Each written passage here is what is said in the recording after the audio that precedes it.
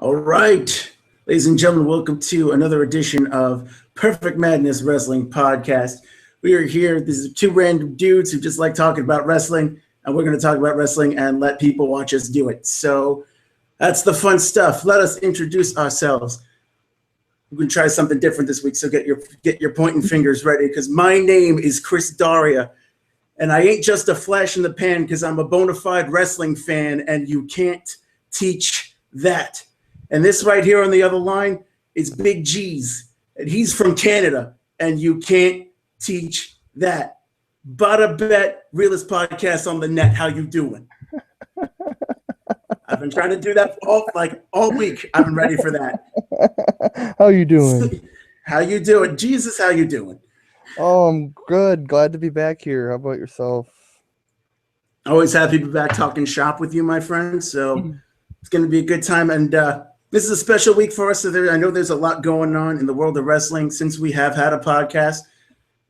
Extreme Rules happened. King of the Ring happened.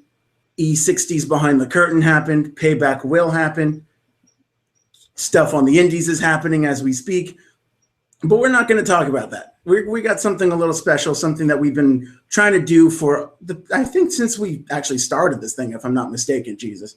Yeah, quite a bit. Quite a bit, yeah. So what we wanted to do, because we were always talking wrestling philosophy as people, just on before we start the show, on Facebook chat all week.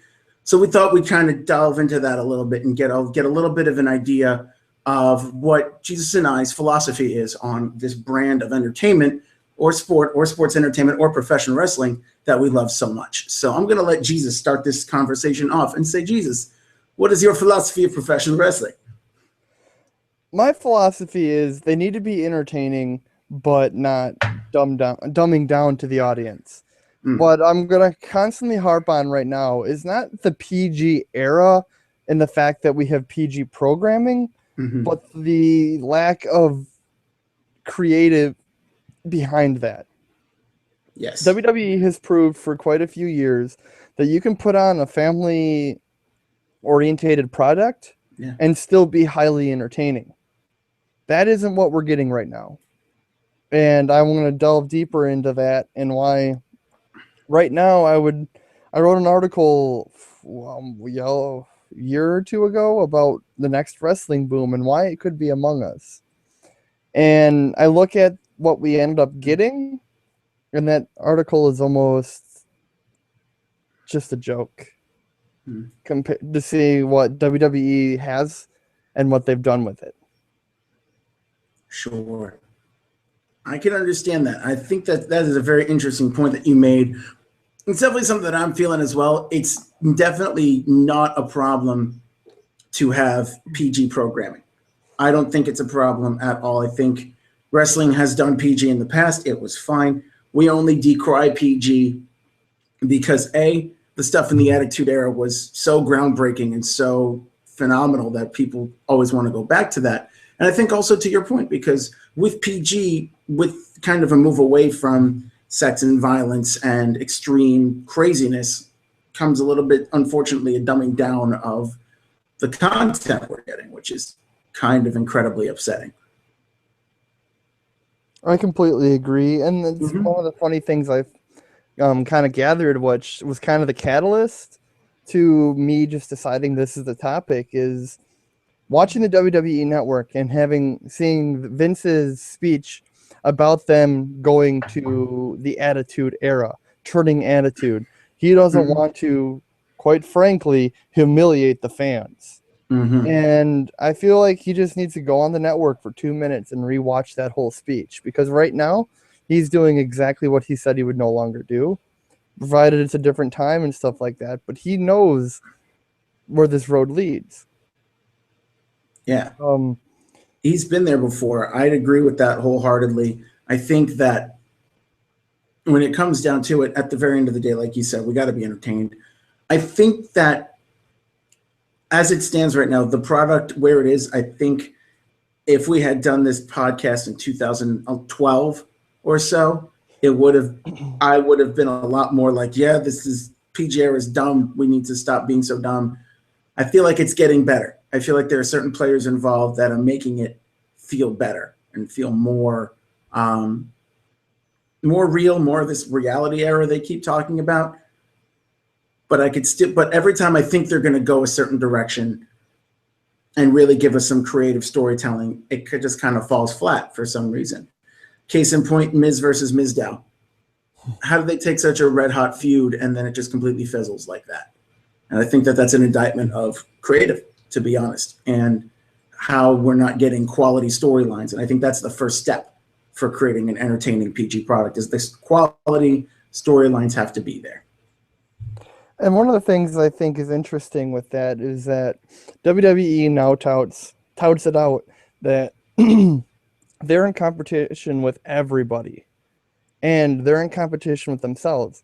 If I had to watch a 3-hour Raw or watch essentially 2 Raws from the Attitude Era off the network with no commercials, pause and win wherever I want, I'm going to go to the network because I know that nothing's going to happen on Raw. I know I can go back later and see the 2 matches that were worth watching and the opening to the show of story progression, because everything that from there on out is filler. Yeah, I can. Yeah. No, I can see what you're saying with that. I just think that the filler is still, they're trying to further something with the filler. Like when you're talking about like a Fandango Adam Rose, that could be a filler. There's still a feud there, and they're trying to keep things moving forward, but they're also not really trying. It's also this idea that while they are giving it the time, I don't think they're giving it enough time, and I don't think they're putting enough into it. And I don't know what it's like to write 7 hours of television a week, so I can't say anything about that. But I do not think that the system they have right now is working. I don't like the short-term storytelling ideas. I mean, I don't know if this was ever the case in WWE, but I believe there are points where things were planned out months in advance, how things were going to go down. And I mean, they can try to do that. And I know with today and fans sometimes rejecting things and then having to write it back on the fly to give the fans what they want. I get that. But that's when you come up with backup plans too, and give us kind of that. I don't like the idea of, okay, we're going to WrestleMania and then we have to next day just reset everything and then build to the next pay-per-view and the next pay-per-view. I like to see things build at least 6 months to a year out and then keep everything moving toward that point. Not just, okay, we're going to have this match and then we don't know what's next. That sort of long-form storytelling is what I like about other wrestling promotions and other wrestling eras, like the Attitude Era, like what I talked about with Chikara a few weeks ago, that sort of thing. That's exactly, and I think that was what I wanted to get into. Is I've never watched Chikara, but they embody, from what you tell me, exactly what we need in wrestling today, and that's a long-term commitment to storylines.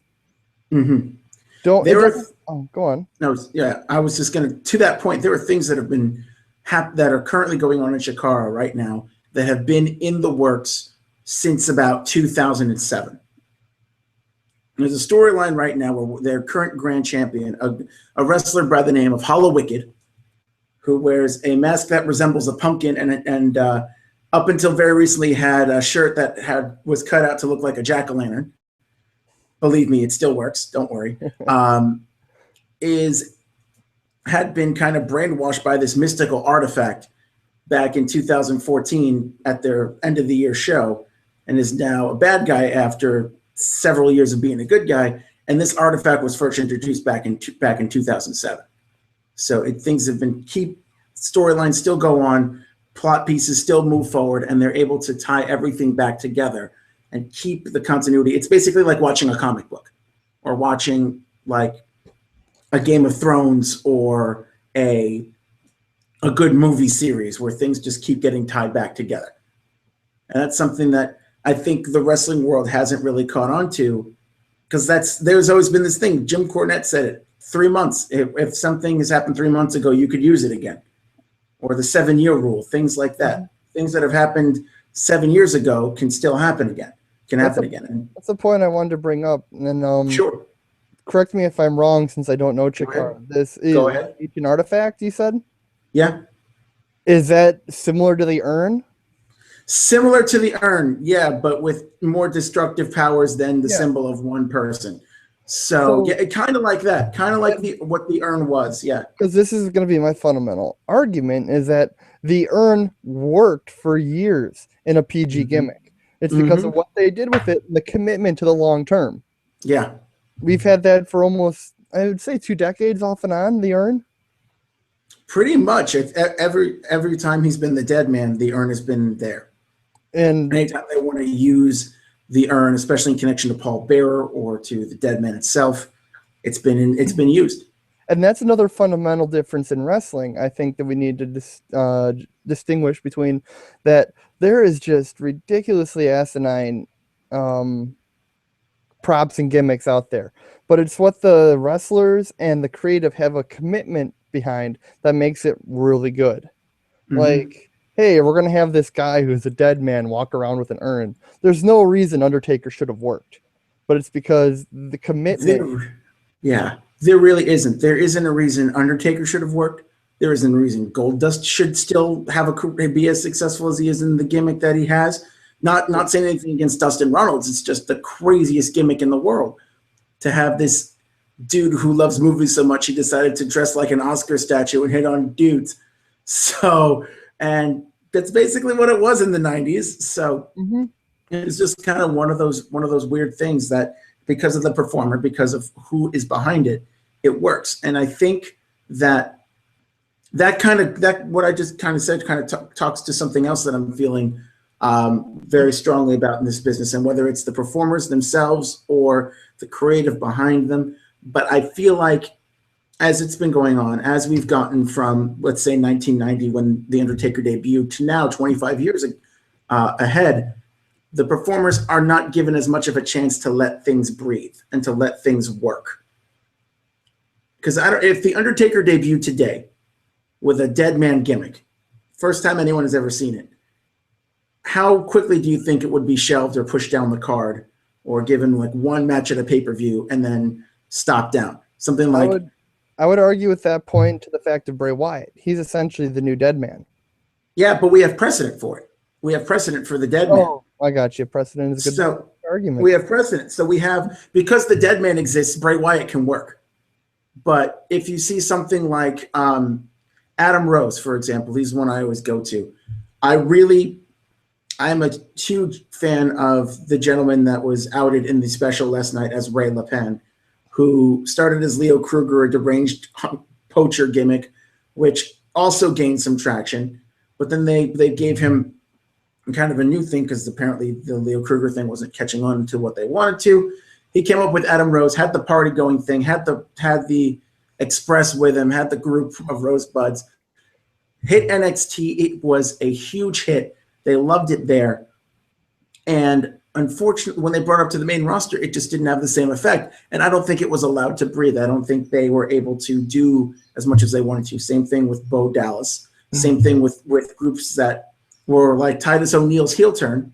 Never really went anywhere. This is what I never really went anywhere because things like that aren't given a chance anymore. Whether it's the performers not willing to take risks and to do things that are going to get them noticed, or it's the creative giving them that restraint and kind of holding back on those reins, Roman notwithstanding. But whatever is kind of going on, I think that it's that idea that they're not going to it. And people have talked about it before. CM Punk called the WWE creatively stifling. On the other hand, John Cena has said that the boys aren't as willing to take risks anymore for whatever reason, because they don't want to lose their spot or whatever it is.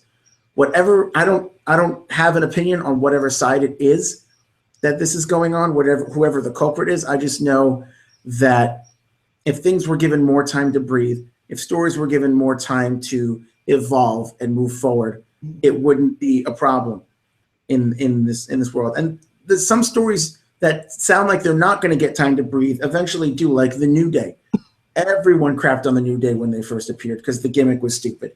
I was one of the first people to like really love the New Day. I think one of the only ones that at least I knew. I was like, these three are all great, solid in the ring. Their tag team work, their chemistry is out of control. They clearly look like they're having a lot of fun. And just because it looked a little stupid, the fans weren't like, no, but the WWE didn't give up on them, tweaked the gimmick a little bit, and now they're our tag team champions. And I So, think that's a fundamental argument, and I want to bring Mhm. that back to Titus O'Neil, is because this is the point that I always got a lot of shit for, pardon the French. Yeah, I'm okay with it. What's his name? Darren Young coming out was terrible for his career. Not because coming out is an issue. It shouldn't be in 2015. But Absolutely the fact that WWE Creative was like, oh my God, we got to do something about it now. We got to capitalize on it.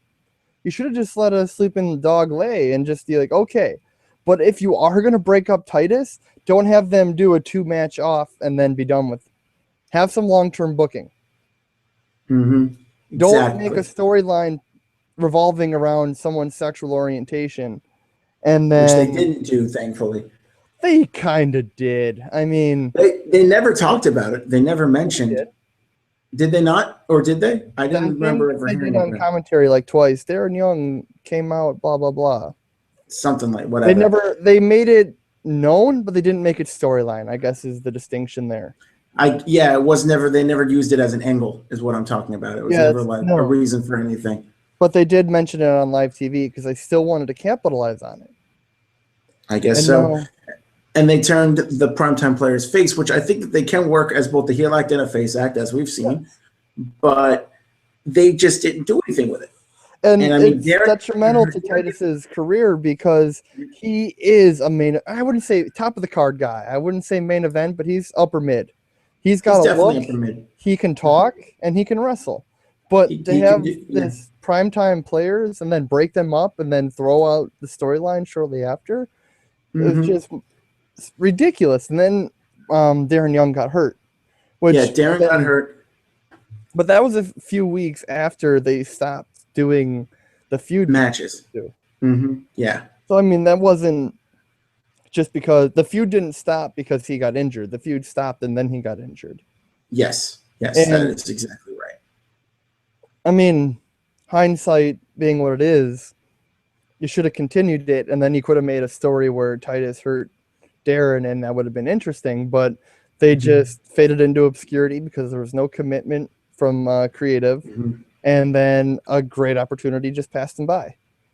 Same exact thing happened to Brodus Clay.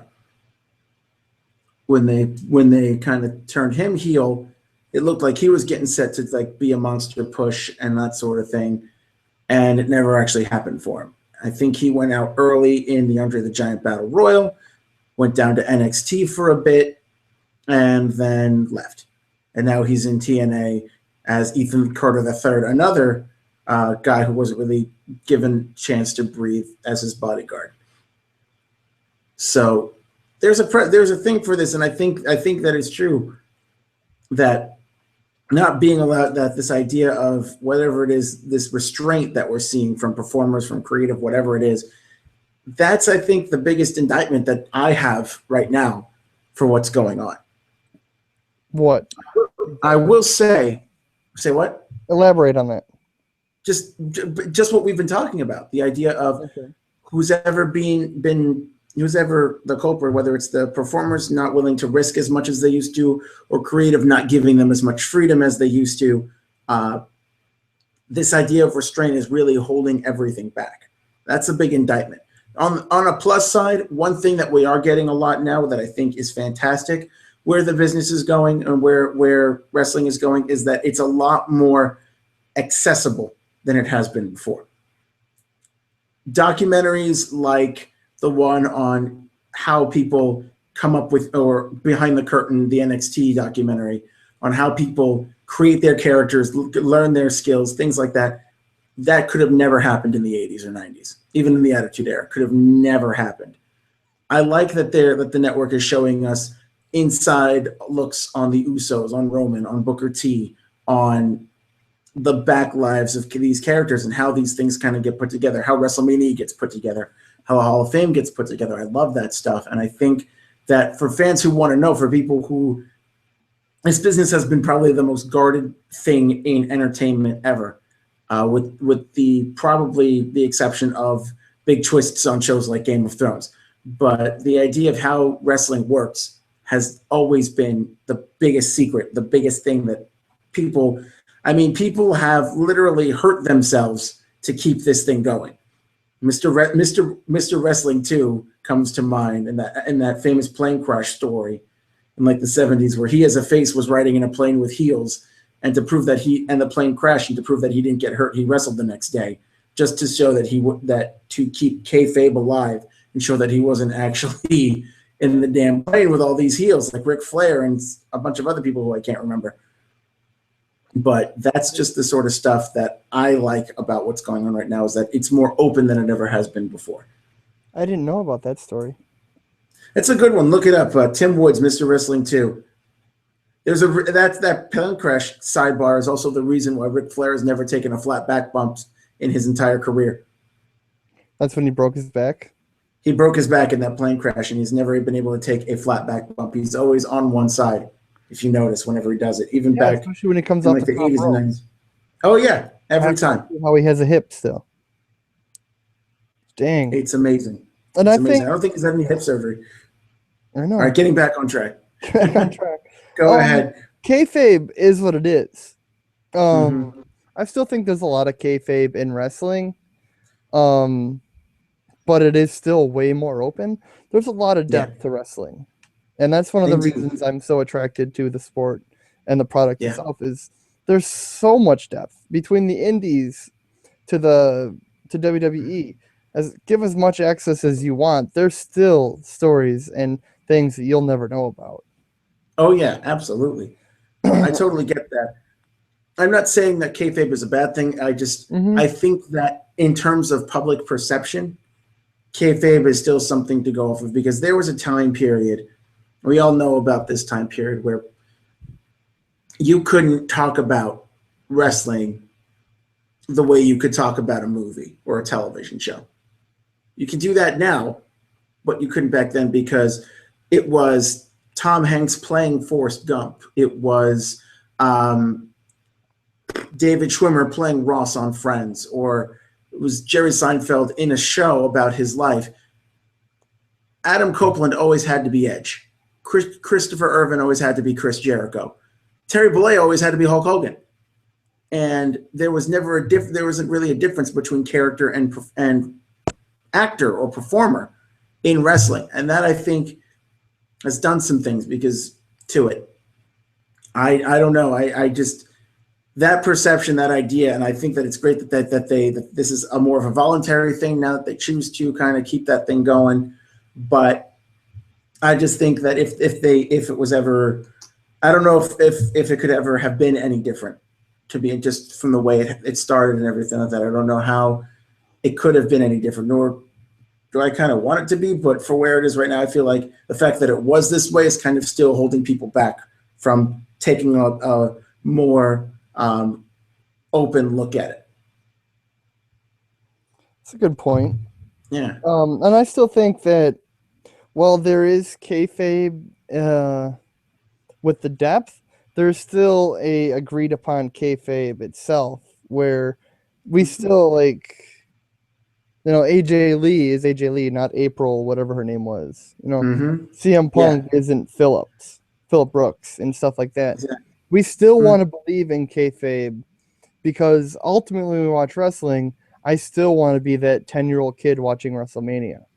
There is a such thing as willing suspension of disbelief, and I think every single fan has to do that. And that's especially true. It's true in movies and television. It's especially true in wrestling. I can't tell you. I mean, you've had it too. If Jesus and I had a nickel for every time that we have been decried as people for watching a fake thing, we could probably own the WWE right now, and Vince would be serving us margaritas out of his palatial estate in Greenwich, Connecticut. We'd be doing this podcast from a touring bus. We would be doing this podcast. We'd be doing this podcast from the damn jet is where we'd be doing this podcast from. Yep, the WWE jet. We would own that. We would own all of that. Yes, but sadly, that's not a method of currency. So yeah, that's always been a big sticking point for me. Is that I don't know where in the public eye it got the idea that because it's professional wrestling, it's not real. A movie is not real. A television show is not real. Why Since you is brought why? up Tom Hanks, Why is that? this is my favorite story for I always explain to people and end up getting Mhm. into an argument at work where somebody's like, well, wrestling's fake, that whole garbage. And Mhm. I'm just like, Yep. okay, so buddy, what's your favorite movie? And he's like, oh, Saving Private Ryan. And Great since you movie. brought up Tom Hanks, I Mhm. don't want to like spoiler alert you or anything, but Tim Hanks didn't die at the end of that movie. Well, that's different. I go, no, it's not different. It's an It's really not understanding different. of the product. There is a certain art form that goes into acting, and there's an Oh art form yeah. that goes into wrestling. And we have to move away from this whole like Fight Club is, the greatest movie on earth because they really kick the crap out of each other. It wasn't fake fighting. You don't process that as a fake fighting movie. But when Mm-mm. you have two guys who hate each other in the ring and all of a sudden that's fake, Yeah. I mean, Here's ki- here, go here's on. kind of where I was getting at with the kayfabe. I'm sorry to cut you off, No. but it's the perception. And I'm probably going to anger a few people when I say this, but it's this perception of professional wrestling as a sport that I Yeah. think people need. That I think is the biggest problem. Because a sport, as we know it, is an athletic competition where two people are vying for something and both of them are trying to win. Professional wrestling is an athletic competition where people know the outcome and have rehearsed the moves ahead of time to know exactly and to play this story out in front of people. So it's basically like combining the athletics of a sport with the story of a movie, television show, play, whatever it's going to You're be. a more athletic play. It's basically I talked about this in my stint on chatting with the Chakarmi that Babs Chakara did with me. I know you got to listen to it, so I'm sorry for repeating the same point, but you don't go to see Romeo and Juliet and after all the big sword fighting scenes be like, that's fake. You didn't actually kill that guy with the sword.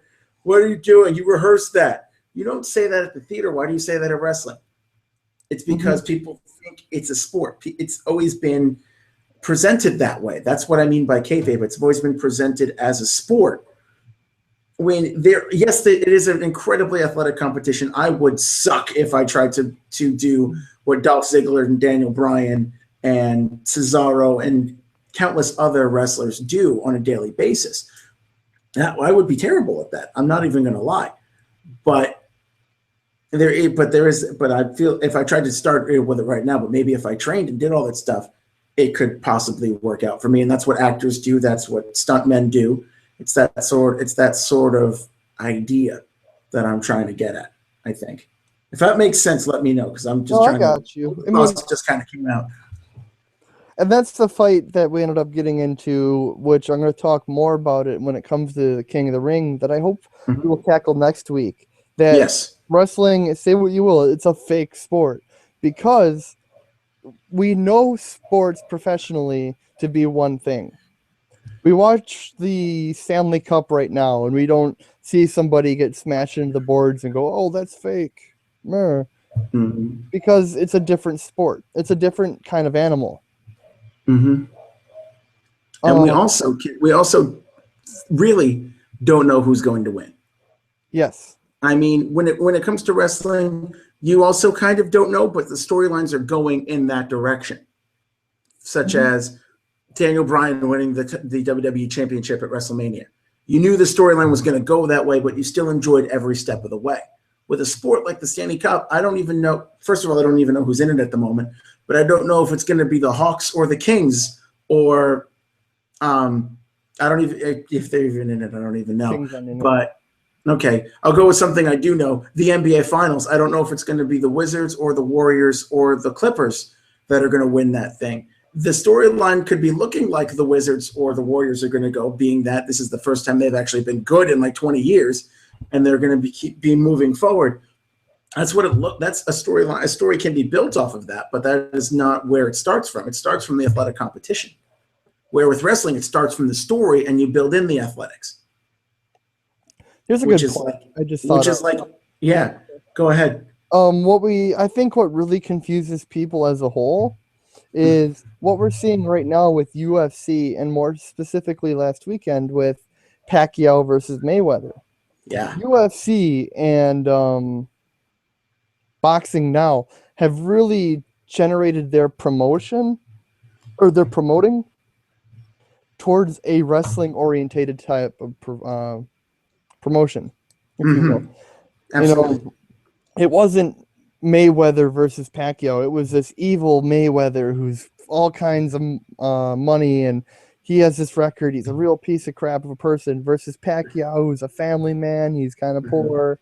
It's good versus evil. It's not just, hey, this really good fighter versus this really good fighter. It's they're trying to jar our emotions towards liking a specific person. Yeah. And we see that right now. Like he said with Daniel Bryan, he's got to fight all the evil to go get his WrestleMania moment and claim the championship. Absolutely. You just kind of touched on my biggest problem with that, because I've been conditioned as a wrestling fan to go for the story and to expect that story carries forward. The build-up carries forward into the match. With boxing, with the way it's been done, and you can credit probably personalities like Muhammad Ali and Mike Tyson, and now these days Floyd Mayweather for this, and UFC is doing it too, where they will build up a fight like crazy, like all this stuff, promoting the fights. Don King back in the day, Dana White these days, just promoting and promoting and promoting these fights that could very well last 17 seconds.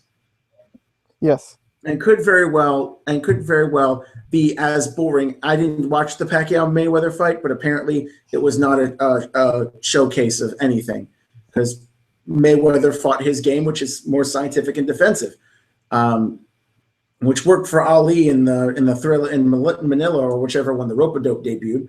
But that's because there wasn't much of a story to that. There was still, boxing was an athletic competition between one great fighter versus another. It wasn't that we hate Mayweather because he's a douche and we love Pacquiao because he's a nice person, or we or what has been a big one, or Daniel Cormier and John Jones are going to kick the crap out of each other, or Ronda Rousey's going to roll over everybody in the world. They put all this build up together, and the matches are, I mean, boxing definitely goes longer because it's structured to be that way.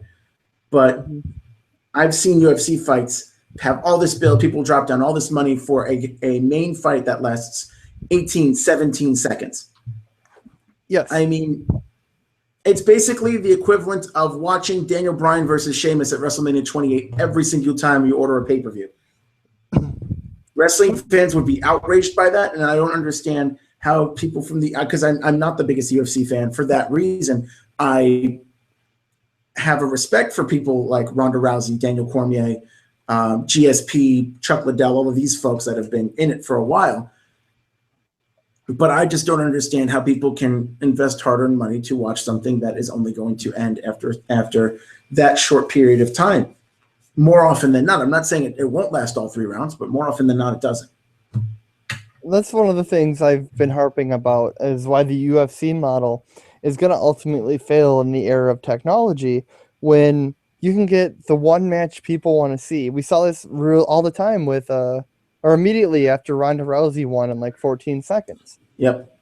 You can get that clip on Vine, and now everybody's seen it. So why am I going to drop $65 for your product? Exactly. And it's not for the other fights because I don't know about any of them. Yeah. And that's a huge difference between a real sport versus wrestling. Exactly. You don't know what's going to happen. Anything can happen.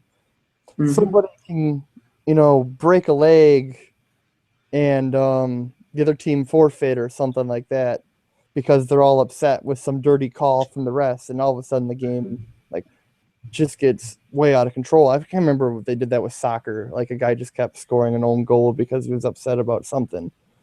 It's one of those interesting trivia facts that I now can't remember. Sure. But we would never expect that because it's a real sport.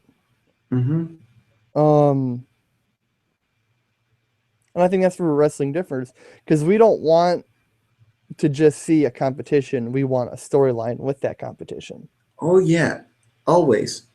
Even back in the day, even back in like the 50s or 60s, when it was more athletically focused, you still wanted the story of Bruno Sammartino's got to hold on to that title. The evil Gorilla Monsoon wants to take that title from him. Nobody wants that to happen, so we want to see Gorilla Monsoon get his ass whipped. Mm-hmm. And I think there's still a story. It was a much simpler story than what we have today, but there's still a story there, and it's always been like that.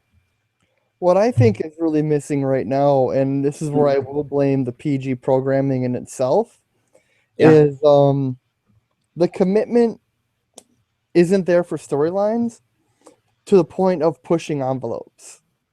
And as you said, as CM Punk said, creative doesn't really have long term. They just don't have commitment to storylines. But how come back in the day, and I think we see it now in Puerto Rico and stuff, where people are still willing to charge that ring and stuff like that. If they're still violent, you still have to fight your way out of arenas. It's because people are so emotionally invested. What was that? And when was the last time people threw garbage into an American wrestling ring because they were so upset with what happened in the WWE? And I would argue that would have been Straight Edge Society. Probably. Because that was creatively pushing the envelope. Epically. I'm trying to think of the last time you've watched something on WWE and we're like, ooh, that's good. Like, you're so upset, but you know that they just got you.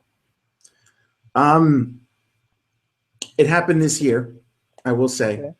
Kevin Owens winning the NXT Championship. I think that is different, though. How is that different? In the fact that I didn't think it was going to happen. I didn't think it was going to happen, but that didn't make you stand in awe like a Straight Edge Society where he's subtly comparing himself to God and all that stuff. I mean, it's a different kind of thing, but it was that kind of moment for me where I was just shocked out of my skull that they actually went for it. That was my thing. It's like, oh, pardon, I almost did it, but oh crap, they actually went for it. They actually said, yeah, you debuted 2 months ago. We're still going to give you the title, and you're going to win it in one of the most brutal fashions possible. Yes. I was impressed. I was very impressed, and I went, ooh, they got me. When that happened, I was visibly shaken, and there hasn't been a time in a while that has happened to me, or I was visibly shaken. So I will say that it does happen, but not as much as probably it has in years past. It's not as frequent. I can't think of a moment in the past 3 years where that's happened. There's no commitment when you have that too. When you have that moment, they I remember the last time. Other than Kevin Owens was the Lana's comment towards Malaysian Airlines. Yes, recent current events. Yeah, I mean, she didn't come out and say it, but you kind of knew. You totally knew. I mean, there was other events going on too, but it was just one of those. Oh, that's wrestling to a T right there. I'm a so that kind of style of what you're talking about, that kind of pushing the envelope. Not so much like, you just got blown up in an airplane, but something that makes you offended, but really wants to see where that's going to happen. Because that's the only way a heel can have. If I had my notebook on me, I would have, I believe it's 5 or 7 different things that WWE does that ruins their current product. It's the simple things WWE can do to help everything, to start pushing together longer storylines, to start repairing the company. And it's just little notes I've been jotting down. And if I can go off the top of my head on some of them if you want to talk about them. Let's start with one. Give me one that you got off the top of your head. They don't give the referees names. Yeah, I missed that. Referees are meaningless. If I ever, I'm putting together a list of who I believe needs a top 10 who needs to belong in the Hall of Fame within the next 5 years. Even though you and I completely disagree about my desire for the Fabulous Freebirds to get into the Hall of Fame, I would like to see Earl Hebner or Jimmy Corderas or someone, or I don't know, Dangerous Danny Davis, one of those like old school referees, probably Earl Hebner at the top of that list, become a Hall of Famer. Yeah, we have commentators in the Hall of Fame. We have backstage interviewers in the Hall of Fame. We have announcers in the Hall of Fame. We have wrestlers. We have managers. We have women. We have celebrities. We don't have a referee, and that is probably one, if not probably one of the most important jobs aside from the two wrestlers in the ring in terms of the pacing of the match, keeping everything moving forward, and being able to kind of control when things get out of line. Is Teddy Long in the Hall of Fame yet? No. Damn. Teddy is not in the Hall of Fame. There goes mine. He was a referee. Yeah, he was. He was before he became Thuggin' and Buggin' and then a general manager who was the greatest tag team specialist of all time. Suck it, Freebirds. Play up! And that's to your point, is that they're so meaningless now in a match. You could almost have an entire match without them. Mm-hmm. You're basically playing a WWE video game from N64 where the ref is nowhere to be found and you got a mysterious 1, 2, 3. That's where wrestling is at right now. The cartoon referee that appeared in the bottom right of the screen to count 1, 2, 3, and that was it. No, I was thinking like earlier renditions of it too. Even earlier. Okay. There's just no ref, and you get a mysterious 3 count or a 10 count. I remember that. Yeah, I'm with you. Nowadays, there's really only 2 refs that I know by name, and that's Mike Chioda and Charles Robinson. Because Charles Robinson still has that blonde head of hair that looks like Ric Flair's, which is why he was Little Nate back in the day. He still is. He still is Little Nate. I mean, he refs all of Charlotte's matches. It's great. I feel like that's an infernal rib. Yep, absolutely. And the only other person I know is Rudy Charles. Rudy Charles, that's right. Scott Armstrong for a while. I can't recognize the man who was known as the Indies as Drake Younger, now known as Drake Wirtz. I can't recognize him. I know he's there. And there is a ref that I do know because anytime he does a 5 count, he always says 1 and 2 very strangely. It's the ref that goes 1, 2, 3 every time. He's usually on NXT or on like a SmackDown. I think he's been on Raw a bit, but I wish I knew his name because I like the guy. And I think that referees need to have names again. That would help. And was there another thing on that list? Yeah, I'm going to tie it into the second one. Okay. Refs were such an integral part to the Attitude Era. I mean, many people will argue that, well, the Attitude Era started with Medusa dropping a belt in trash. But the Attitude Era would never have jump-started if it weren't for the evil ref, Earl Hebner. Earl Hebner. Imagine if some referee right now just did that. You know, we'd have Triple H cutting some terrible cadence promo again. And Scott Armstrong. Like, he didn't really have a name until he came out and said, oh, that's Scott Armstrong. And at that point, nobody really cares about him because he's just this meaningless ref. But because it was Earl Hebner, you knew. Because refs were people back in the day. Refs were people. Refs were totally people. Say what you will, a ref is almost as important as the stars in that ring. They're that silent guy. They're the production crew in the back of a play that makes sure the lighting and everything's off without a hitch.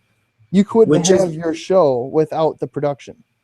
Which is why I like, and I'm going to go back to it, promotions like Lucha Underground and Chikara, and I think even Ring of Honor does it. TNA, I think, does it. But they talk about they bring in their referees. I mean, you go to a Ring of Honor show, they talk about referee Todd Sinclair. Lucha Underground has Marty Elias and Slick Johnson as 2 of the referees in there, and they're always running around doing that. And even back when TNA was going, when those 2 were in TNA, they got referenced as well.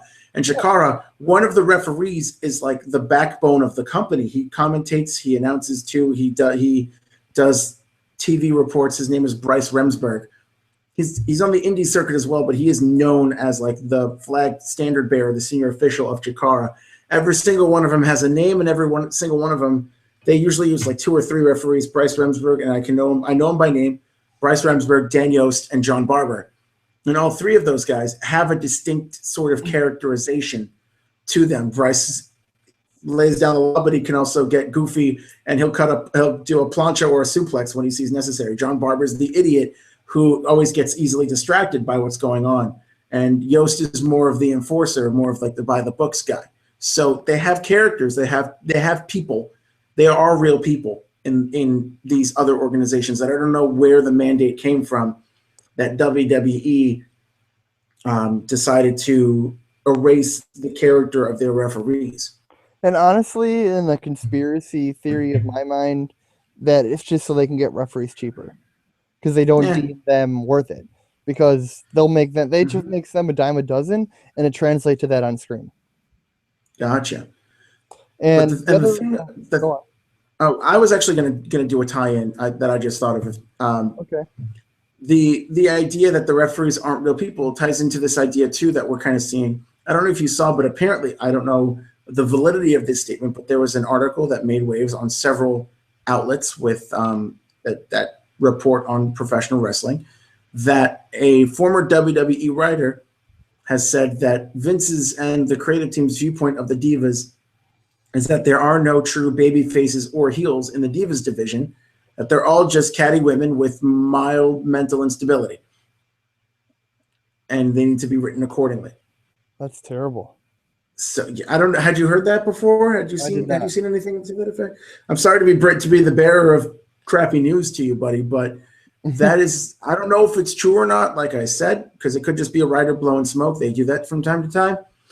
But it does make some sense into how the Divas are booked, and I think that form of giving them a character and a story that we've been talking about for the past 50 minutes or so has to extend down to everyone on the roster, the referees, the Divas, the women included.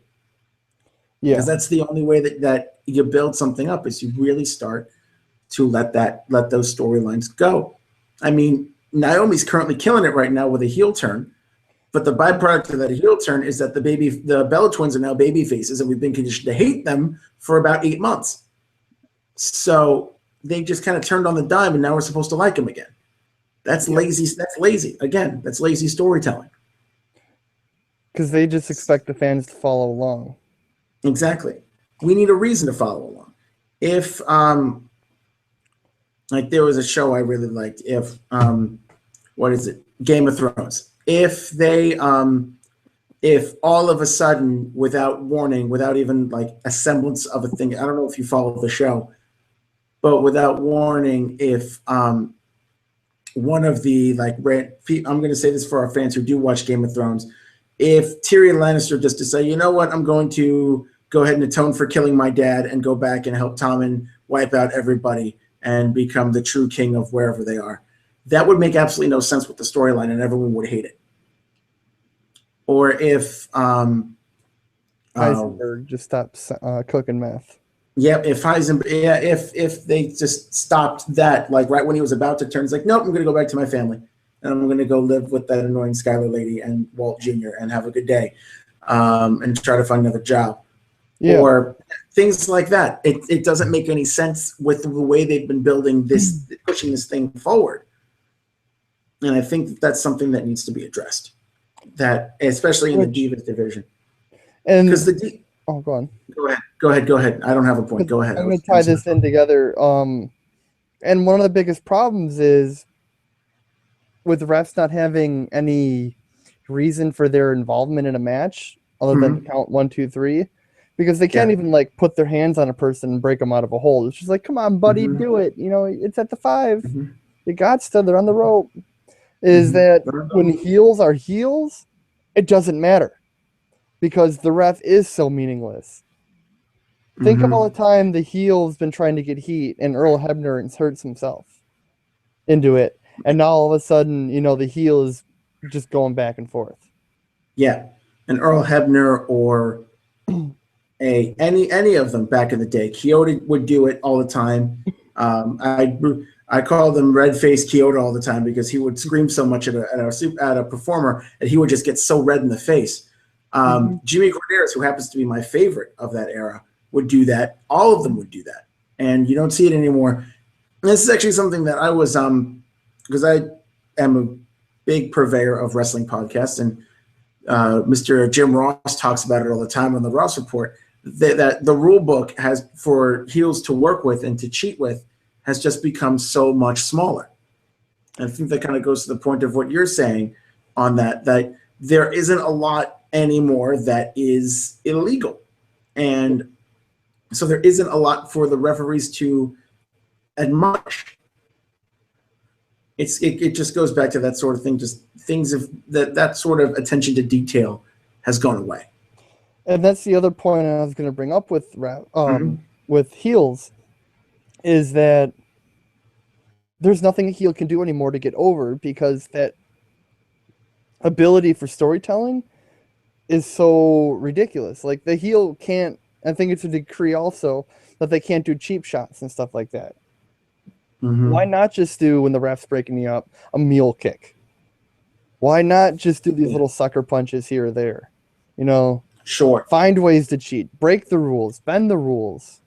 You know, the ref's so meaningless. We're so used to the whole ref gets distracted so the heel does something bad routine.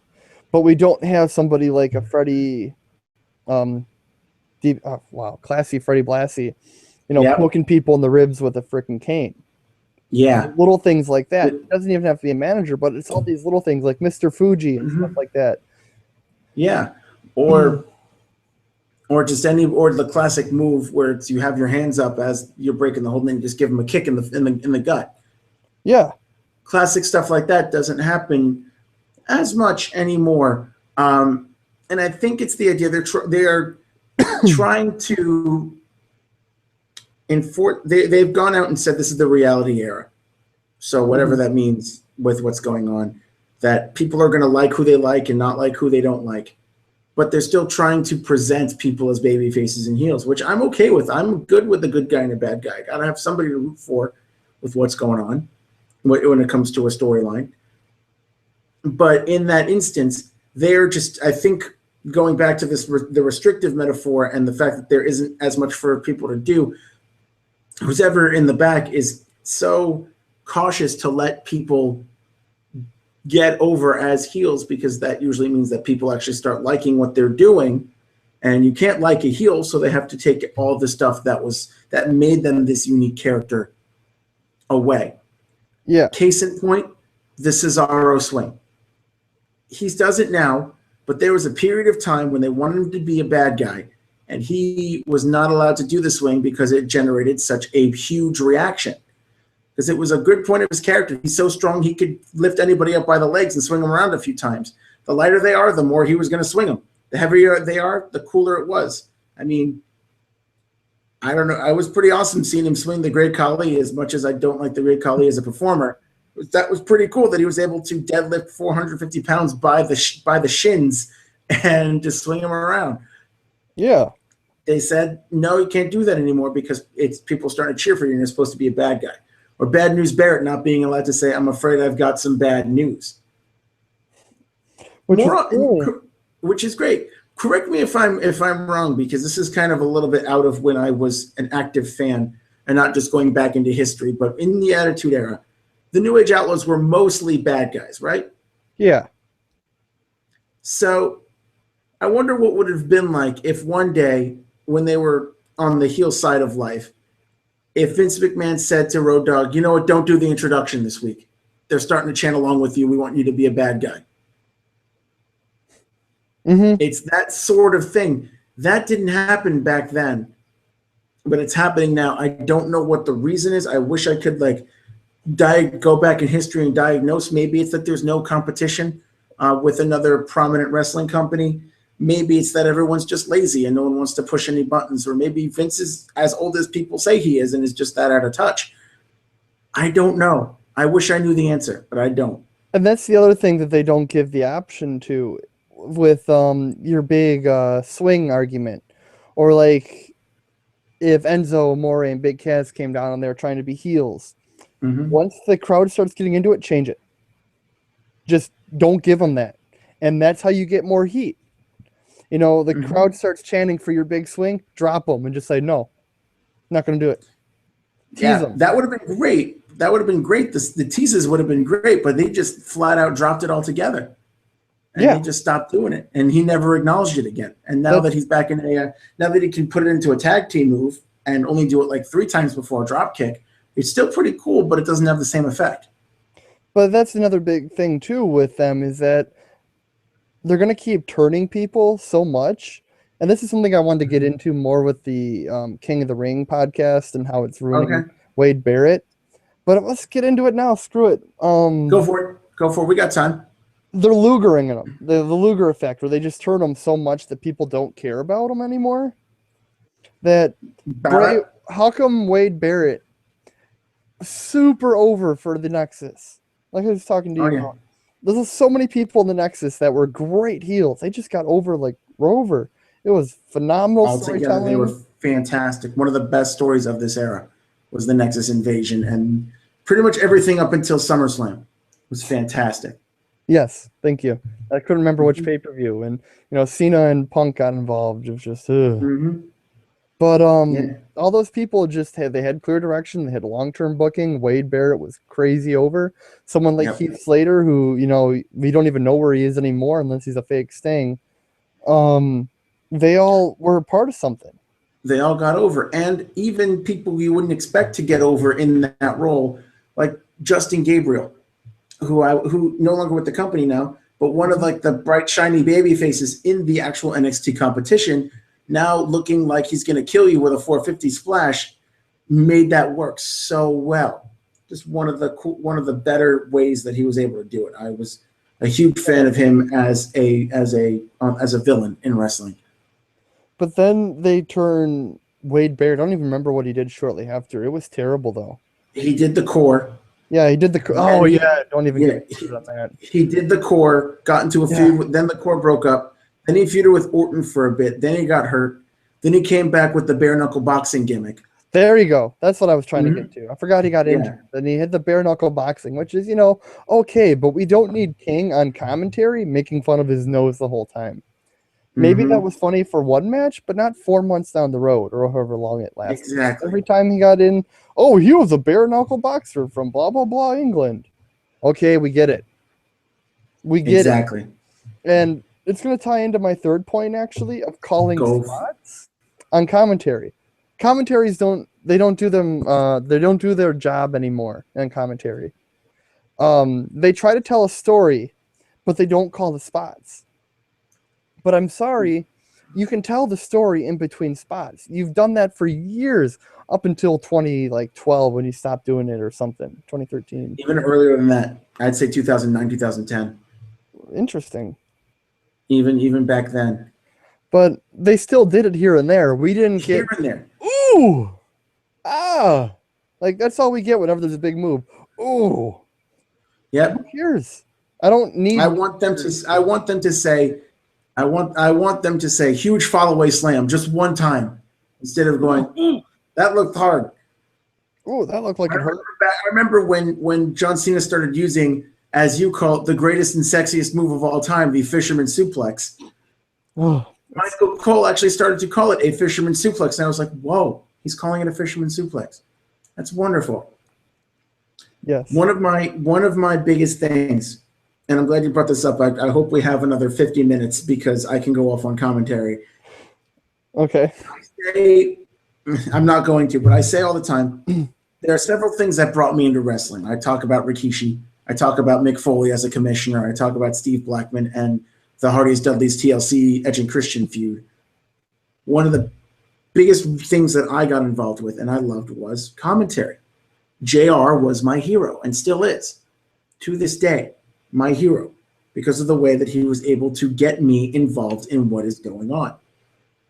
The two calls that I remember personally witnessing are what I think is his best call of the 2000s, back in 2002, ladder match between Undertaker and Jeff Hardy. Climb the ladder, kid, make yourself famous.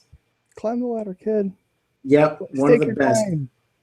Go on. Make yourself famous. And the other one is he's talking. I don't even remember the moment. I just remember the call. I think Evolution is beating up somebody in the ring, and he's like going crazy. And Jerry Lawler looks at him and goes, "Geez, calm down, JR." And he just goes, "No, I will not calm down. This is outrageous. They shouldn't be doing this." And he's just screaming the entire time. I was like, "Yeah, you tell him, JR. I'm right there with you." And the emotion he was able to put in and still keep the focus on the story and still talk about the beautiful snap suplexes or Jeff Hardy hitting the Hurricane Rana or stuff like that. I think that it's starting to peek its head back out, but it's not as much as I would like. I would rather them call the match rather than talk about, oh, geez, what was that freaking thing that JBL said? Trying to make Batman references in the middle of matches. Yeah. and you screw him up, and he screws him up too. And the JBL is kind of an issue because there was a time 2012 when he came back after Jerry Lawler had a heart attack, where he was a breath of fresh air in commentary. Huge breath of fresh air. He would talk about the moves. He'd talk about what hurt, what didn't, what sort of wrestlers have some sort of resemblance to movesets of the past, bringing up Stan Hansen more often than not, which was great anytime someone threw a clothesline, because you know about him and clotheslines. Fast forward almost 2.5 years, and he's just speaking in sound bites like the rest of them. We got ourselves a fly Uso. Michael, we're going to go clubbering. Yeah. I'm going to talk about random crap that doesn't make any sense. Michael. We're basically moved back to what a maneuver. Yeah. Going back to the what a maneuver, what a slam, whatever it is. Look at that nasty submission hold. Yeah. And we rag on the main roster about this, but there's hope, I think. And that hope is, and I don't know if just the way it's done, but I got to go back down to NXT, because you get commentators like Rich Brennan or William Regal or Tom Phillips, who will call the spots and call the moves. Yes. Now, William Regal, who sadly isn't doing commentary as much anymore because of his role as GM on the show, would literally like pick apart a submission hold and tell you why that hurt. Or if they didn't know stuff about it, they would kind of recreate it. I remember the final Cesaro-Zayn match on the first NXT arrival, that special. There was a moment where Sami Zayn got Cesaro in a Koji clutch, and Rich Brennan was like, "Wait, I know this. Isn't that the Koji clutch?" "Yes, it is." William Regal says, "It's the Koji." They were just talking about, "Oh, he's got this," and then, "Oh, wait, he reversed it into a stretch muffler," and this is going to put a lot of pressure on that knee that he's been working on all match. Yes. So it's that style of storytelling, and people like some of the older guys like now Jason Albert, William Regal, some of these folks, even Alex Riley did okay with it. But then even some of the newer folks like Saxton, Phillips, Brennan, Renee Young are starting to get a hold of really telling the story through the match. And I think that is the fundamental difference there, is that they only have to worry about NXT. That's all they have to worry about. They can focus on what's going on with it. They might take 1 minute to talk about what's trending on social media, but it usually has something to relate to NXT, to what had just happened on NXT. Whereas Cole, JBL, and Lawler have like everything else to talk about and to worry about, and the focus is being put more on what is happening next rather than what is happening now. And I think we need to get back to talking about what is happening now, because those are the moments I can't think of a call within the last 5 years that got me out of my seat, like Climb the Ladder Kid, Make Yourself Famous did, or As God Is My Witness, He's Broken in Half did. It's because we got just a lot of stupid calling on there. One of the brilliant things behind Ross is that you said is he knew how to get you emotionally invested while still giving grub to people in the ring. What we have absolutely. Right now is we'll have Adrian Neville doing the red arrow off the top, and I'm okay. The only moves they call are signatures and finishers. Oh, absolutely! He's setting up for the red arrow. Ooh, 1, 2, and it's like, I don't need the sound effects of you going, oh. Yeah. You're not a the one call I can remember that was really good within the past year or so is the one good one, and it was a Cole call, because I really think Cole gets more crap than he deserves, because I think he actually tries. He's been with the company long enough. I think he really does try. Michael, when they were doing that preview match for NXT TakeOver Fatal 4-Way and put Zayn and Neville against Tyler Breeze and Tyson Kidd, and Neville hit the red arrow for the first time on WWE television, I remember that call. Fans, if you've never seen this before, you're in for a treat. Really building that moment where it was going to happen. Yes. And that's kind of where we're going back, what I want to go back to. And I'm not going to lie, I like Cole. I think he does what he's always had a good thing going. even back in like the early 2000s, I would immediately resonate anytime a heel cheated to win, and the call was no, not this way, not this way, damn it. And he brought you in with that. Just that's the simple 4 lines that he had. Mm-hmm. He brought you in with that. Then he kind of went away. And whether it's like trying to make them all be characters as opposed to letting them call a match and having like Jerry still be the king and Michael still try to bust out the coal miner and voice of the WWE every now and again, or JBL being JBL. It's that sort of thing. They're not in the moment, and I want them to be in the moment. And that's one of the things I don't know if I've ever said in the podcast is listening to an old Raw or an old pay-per-view specifically is that hearing a play-by-play with a little bit of color commentary mixed in, I can fall asleep visualizing a match.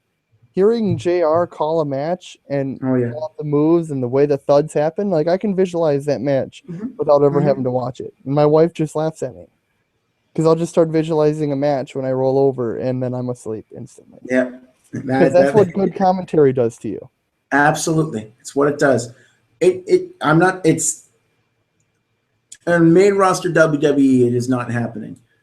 Well, that's not an indictment as wrestling as a whole. Because like I said, NXT does it. I know you don't watch Lucha Underground, but Matt Striker is doing a hell of a job. That's what I'm hearing, and I'm going to start getting into Lucha. He's really bringing Lucha to America. Okay. I know that the whole company does it, but he is doing a really good job of telling the story of these complicated moves and this complicated background of what Lucha is and how it's different from American wrestling and how it's different from anything else we've seen, and really keeping that in and really showcasing how really bring a story into a match. Vampiro's trying. I don't think he's as successful as Striker is. I don't really like Vampiro as a commentator, but at least they're on the right track. And Striker has always done a good job of keeping the scientific aspects of the art form of wrestling still there. And he does a great job with it here, there, everywhere. I mean, he's first and foremost a wrestling fan, so he'll give a sound effect every now and again, but it's peppered in with the meat. Yes. That's what they're giving us, all spice. Like JR would usually say, on the main roster, we're getting all sizzle and no steak. Everywhere else, we're getting a well-seasoned filet mignon. And that's one of the things that made Wrestle Kingdom 9 so well. I don't watch New Japan. I don't know any of the wrestling, but we got that hint of information and that little bit of overtone of what's going on from Striker with the play-by-play from JR. And they kind of switched here and there. You know, they did.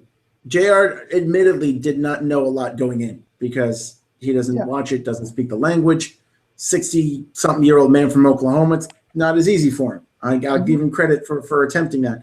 And Striker, he's not just played a teacher on TV. He is an educator and he is a knowledge seeker kind of a guy. So he's going to know everything about what's going on as much as he can. But to listen to it, and I just watched it back a couple days ago, one of my personal favorite match from that night, Kota Ibushi versus Shinsuke Nakamura, which was just out of control. But to listen to Striker and JR call that match and to give the story, give the background, but keep it in the ring was masterful. It brought a tear to my eye just thinking back at how beautifully it was done. Well, those are the 3 I'm going to leave here and save the rest for another day. But this was a good chat. I'm glad that we're definitely closer together on what we think about wrestling than I thought we were going to be. Yeah. And I think that's the biggest issue right now is that, well, obviously there's so many different people in the WWE or in the WWE universe that they want a plethora of different things. But ultimately what we want at the end of the day is stories worth wasting time in or investing our time into. Because right now we're wasting it. I want to invest again. I do. There are certain stories that I invest in, most definitely. But we said it the last time when we previewed Extreme Rules. I didn't care about the Kiss Me Arse match or the Big Show the Reigns match, which, just to give a little sentence on that, Reigns and Show turned out to be match of the night because of how well they worked together. or at least one of them, one of the matches of the night. I thought it was a great match. You might give the tag match that spot. I know you probably did. Ambrose. That too. I loved. By the way, I loved that. People are like complaining online that they took a break in the middle of the match. I loved that because we don't see that. I agree. It added an element to these two unstable characters, who a possessed former cult follower and a deranged lunatic. Of course, they're gonna fight all over Chicago. Of course, they're gonna get into a car and go somewhere else. I'm glad they actually had the guts to do it. And stuff like that. That sort of envelope. That's the sort of envelope pushing I like, and I want more of. And that's the other thing. Thank you for bringing it up. Is that while that was brilliant, they didn't commit to it. They could have had that match going the entire show, here and there. They could have had, Could have had them at the lakefront on Navy Pier and fighting in the river like Al Snow and Hardcore Holly. You know, they're playing in the river and just fighting and trash talking. Because the last time they did something to that extent was the Hollywood backlot brawl between Piper and Goldust. And that's exactly what I said as soon as they took off. I'm like, holy crap, this is WrestleMania 12. And like, what are you talking about? I'm like, the Hollywood brawl. The parking lot brawl. I'm like, it's Roddy Piper and Goldust. This is brilliant. I'd love to see them all over Chicago. Yeah, I never get it, but I wanted that too. I would have liked to have seen them fight all over Chicago and end up winning his match, Ambrose winning in the middle of the Randy Orton Rollins steel cage match. Oh, that would have been phenomenal. Just get back in the ring and 1, 2, 3, yeah, I won. Okay, and then Rollins uses that to escape the cage or something like that. But either way, I like that I wish, again, more commitment, more investment in what's going on. I think the biggest takeaway that we have, there's plenty to pick apart. Ultimately, as fans, we want to be entertained, and we want to be entertained by what is happening right now, and keep that momentum moving forward. We like now, but once now is over, we want to move forward. And that's what I wanted to make with that match. Is that match was perfect on its own, but they could have done more and made a moment. And I think that's what WWE is ultimately missing their mark on, is they're missing making moments. And we want more. We want that sort of keeping us in those moments and keeping us there and moving forward. There's a lot to really enjoy about what's going on. I'm going to spin it back positive because I do think in certain areas, even on the main roster, there is a lot. They will kind of peek at the envelope. They will kind of nudge it a little bit and kind of poke it with a stick. Sometimes with the Dean Ambrose and Carper, they got brave and actually touched the envelope with their finger and put the stick down. But when it comes to actually pushing that creative envelope and letting that happen, there are other companies that are doing it more. NXT is doing it, even though it's not a different company. Ring of Honor is kind of doing it. Chikara has the long-form storytelling thing down. Lucha Underground is bringing a completely different style of wrestling to what's going on, so they're doing it. New Japan, whenever they get a foothold in America, is going to start doing it. And I feel like if WWE doesn't, they're going to start having to play catch-up again. And that's one of the things I need to make the important distinction between. WWE right now has one of the most talented rosters that they could possibly ever have. Absolutely. But the creative isn't there. And so what needs to happen is we need more Lanas in there cutting really just pointed promos. We need, Harper and Ambrose just being over the top and pushing the envelope. We need Cesaro and Kidd just, with an attitude. The Brass Ring Club, as you said, on Twitter and stuff like that. Like, at this point, they need to get out of their comfort zone and realize GFW is on the horizon, Lucha Underground, ROH. There's other companies. You might have to work a little bit more for your living, but isn't it worth it to be a purist to the product? Absolutely. And that's been my whole philosophy as a whole. Would you rather make money or make a legacy? And what it comes down to, for me, I always bring it back to Christian in TNA. Christian had some of his best matches in his singles career in TNA. Yes, sir. But he went back to WWE to make money. Gail Kim did the same thing. Exactly. And I don't blame them, because there comes a point in their careers where they need to. I just think that for me personally, I would rather make a legacy of something watchable than to make a little bit of money, because they're all pretty rich. I mean, say what you will. Fairly. And when you can do both, it's just that's gonna be gravy, like other eras of time. And until WWE gets there, what would you rather do? 2007 or so, when Christian was in TNA putting together his line of work, there was no better. Like, TNA are at the top of their game. They were better than WWE. At that time, yes, they were. Yes, they were. Well, they were developing new stars, using established people in the roles that they needed to. They didn't have an overflux of name brand talent, I guess. The ones at the top of the card were mostly Kurt Angle and Sting. I mean, you had, I think, Nash and Steiner running around a little bit, but nothing too crazy. And then the rest of it was Joe and Styles and Petey and Jay Lethal and Sabin and Daniels and all these other and Christian and all these great folks. So it's that, but then the shift happened. We all know what happened with there was why TNA has become a drinking game on this show. They allowed their new stars to be sacrificed for brand name talent. And when you do that, that's the issue. They're trying to rebuild and get back down to building their own brand name talent and building their own stars. I get slightly more respect from Dixie Carter every time I hear her on a podcast really talking about what they're trying to do. Slightly. I don't have a lot for her because of past bad practices. But she's slowly winning me over.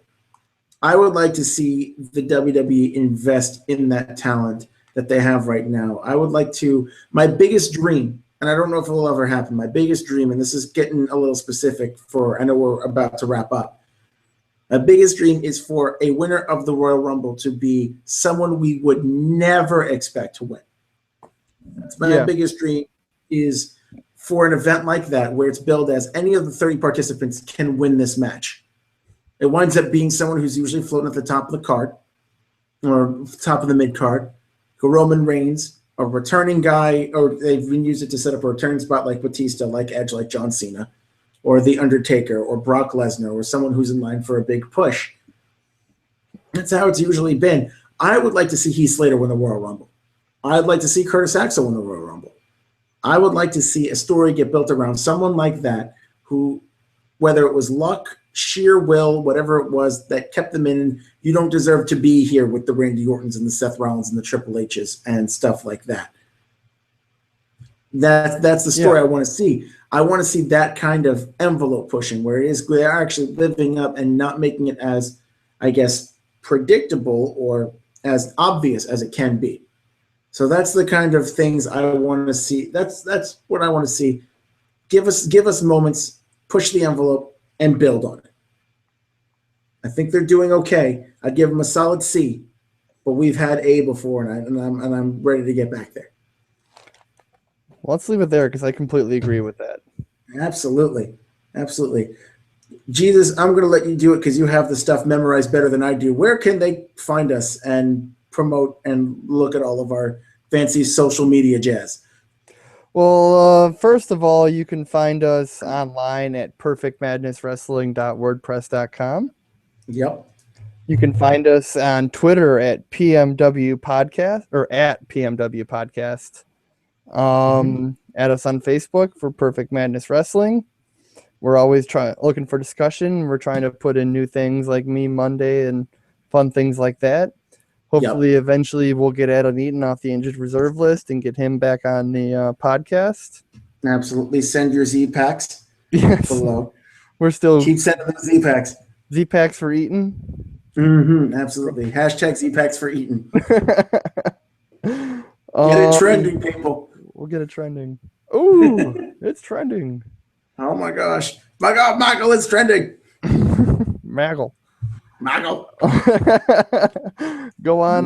Where can they find you? I'm just basically staying through the Perfect Madness Wrestling stuff because no worries. I'm so illiterate I don't have a Twitter, so I'm not even going to go there.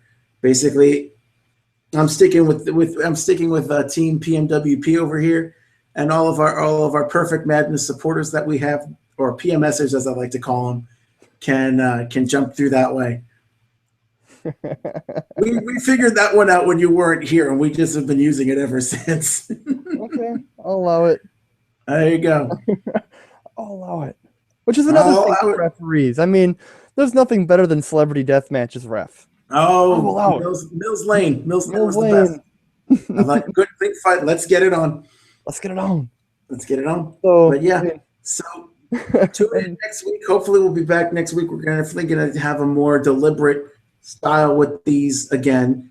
So yeah, we'll be back. We'll be talking more about stuff. If you have a topic suggestion for us, leave a comment on the link that we're going to put on Facebook to this thing. So leave a comment there and we will read it. We will consider it. We might do it. We might not. It's still our show, but we still want to hear what you have to say. Absolutely. And you look like you make a point. We need to interrupt. We do have a question from a viewer. The one viewer we have. Fun. Sorry.